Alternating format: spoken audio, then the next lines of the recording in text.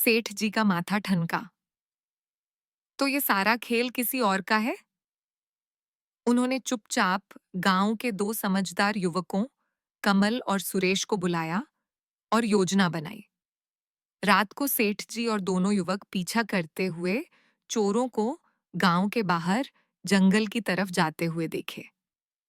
पीछे पीछे जब वे पहुंचे तो एक पुरानी झोपड़ी के पास उन्होंने जो देखा, उससे उनकी आंखें फटी की फटी रह गईं। झोपड़ी के सामने बैठा था रघु और उसके चारों ओर कुछ लोग।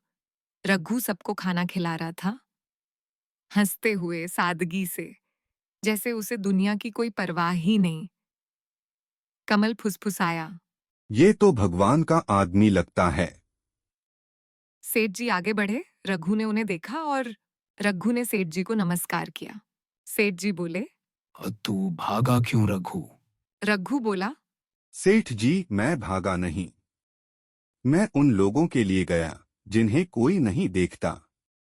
गांव में लोग शक करते तो मेरा काम रुक जाता, इसलिए मैंने चुपचाप ये ठिकाना बना लिया। सेठ जी।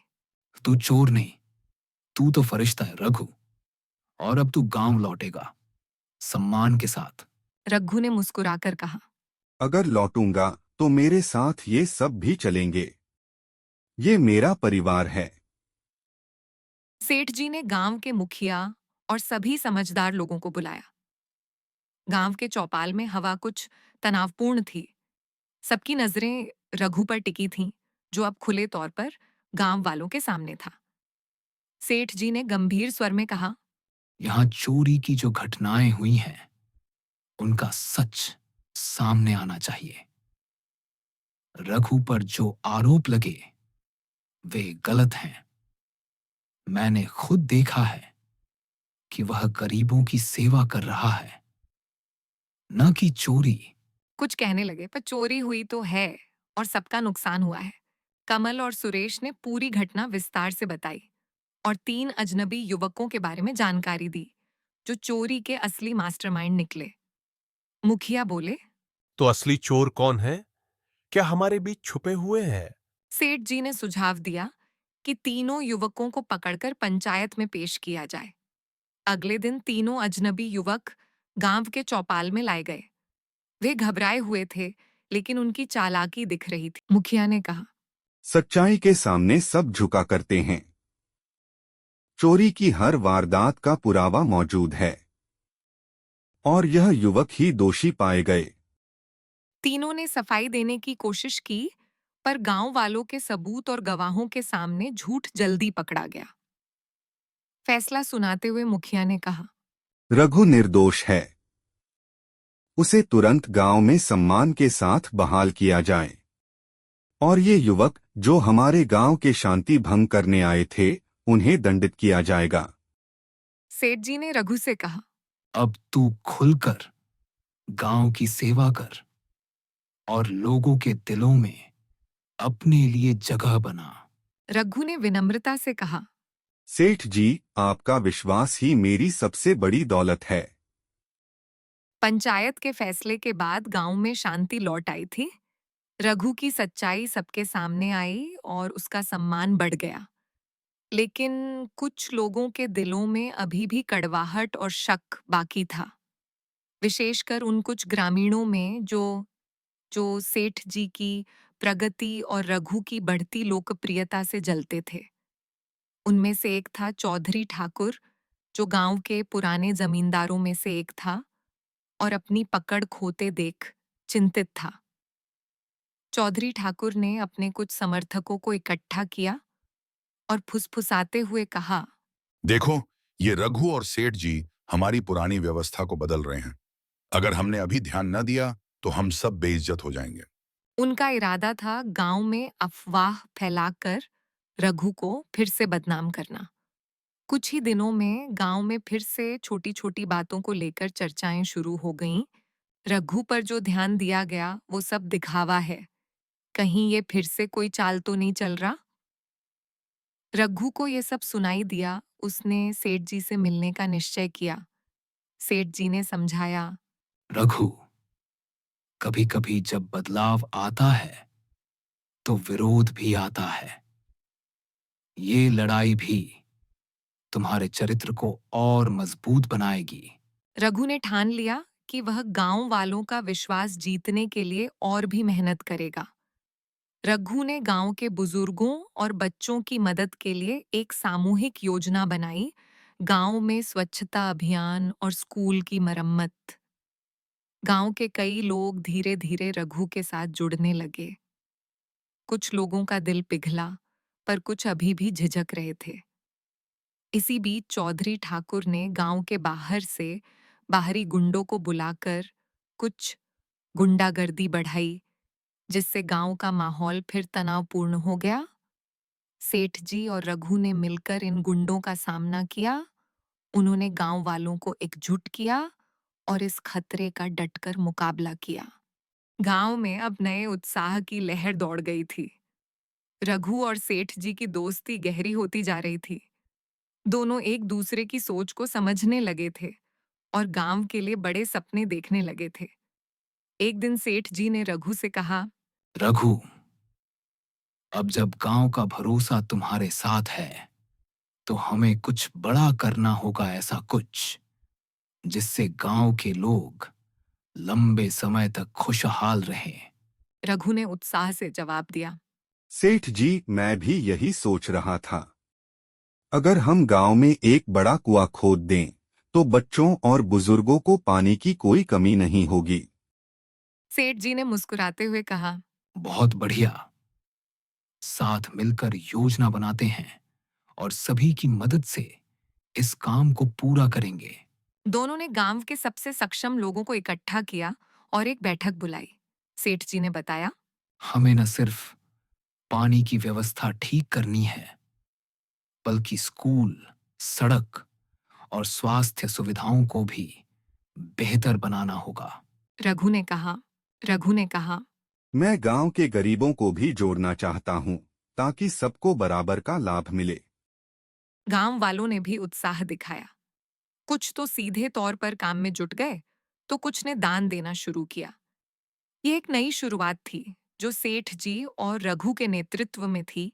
लेकिन इस बीच गांव के बाहर एक बड़ी कंपनी की नजर गांव की जमीन पर पड़ गई। उन्होंने यह योजना बनाई कि वे गांव की जमीन खरीदकर वहां एक फैक्ट्री बनाएंगे। यह खबर धीरे धीरे गांव तक पहुंची और एक नई चुनौती लेकर आई। सेठ जी ने कहा, हमें न केवल अपनी योजना पूरी करनी है, बल्कि गांव की जमीन को भी बचाना होगा। अगर हम एकजुट नहीं हुए, तो हमारी मेहनत व्यर्थ जाएगी। रघु ने संकल्प लिया। मैं और आप मिलकर इस खतरे का सामना करेंगे। गांव वालों को भी जागरूक करना होगा। दोनों ने मिलकर गांव वालों को एक सभा में बुलाया और उस कंपनी के इरादों के बारे में बताया। गांव में चिंता का माहौल था, लेकिन साथ ही लोग एकजुट भी हो रहे थे। गांव की खुशहाली और विकास की कहानी सुनते ही बाहर की बड़ी कंपनी ने अपना मकसद साफ कर दिया।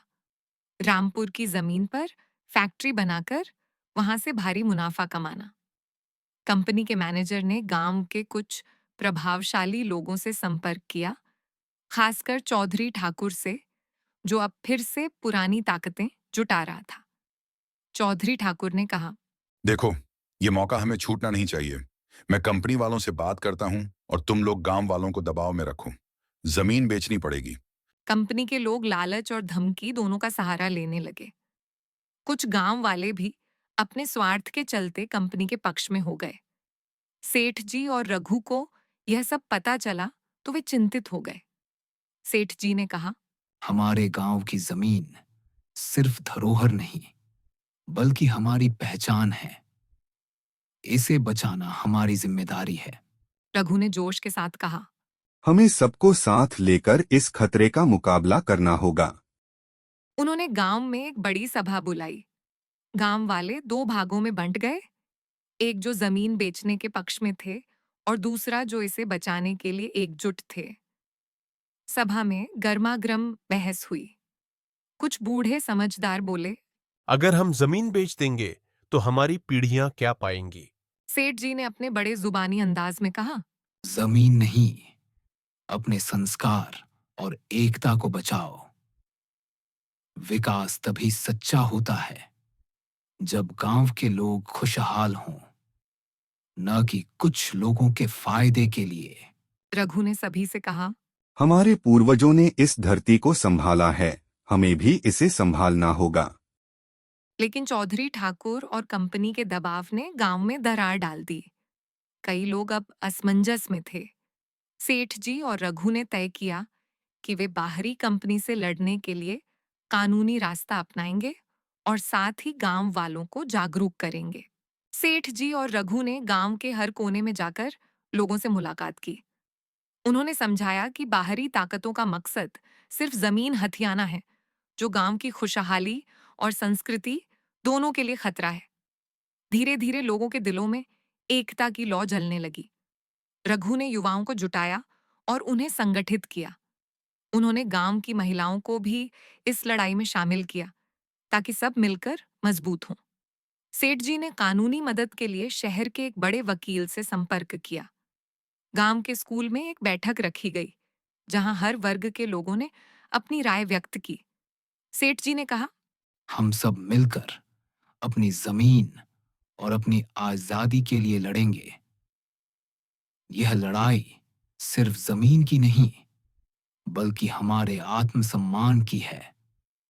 चौधरी ठाकुर ने अब भी छुपकर षड्यंत्र रचने की कोशिश की, लेकिन गांव वाले उनकी चालाकियों को समझने लगे थे। रघु ने युवाओं से कहा, हमें न सिर्फ लड़ना है, बल्कि अपने गांव को विकास के पथ पर भी ले जाना है। एकजुट रहो, तभी जीत होगी।